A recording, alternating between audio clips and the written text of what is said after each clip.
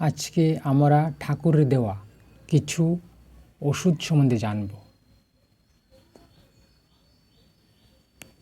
Liver দোষ হলে আমরা কি ওষুধ খাব?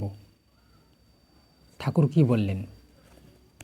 ঠাকুর বলেছেন, হয় গিমা শাক, নয় কুলেখাড়া, নয় হেলঞ্চা, নয় ব্রাহ্মী, এর কোনো না কোনো একটা শাক রোজ খেলে লিভার খারাপ হতে পারে না।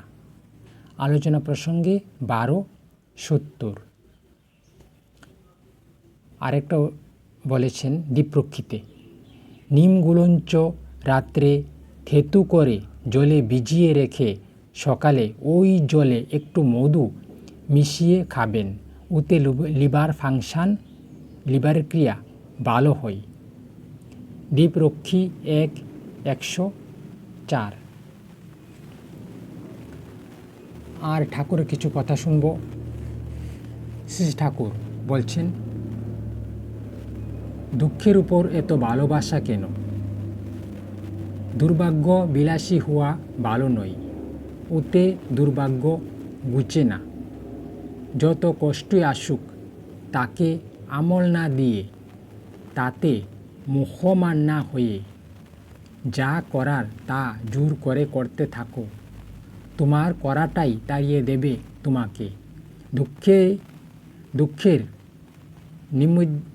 দুঃখের চিন্তায় নিমজ্জিত না থেকে নিজের ও পরের ভালো যাতে হয় এমন তোর করার মধ্যে নিমজ্জিত রাখো নিজেকে। দেখতে দেখতে সব ফর্সা হয়ে যাবে।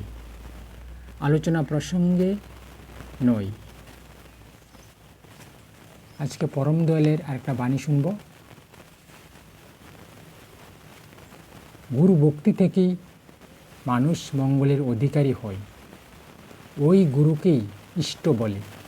ইষ্ট মানে মঙ্গল, অর্থাৎ গুরুকে অনুসরণ করলেই মানুষের মঙ্গল আসে। আর এই অনুসরণের পন্থাই হচ্ছে যজন যাজন ইষ্টবৃত্তি।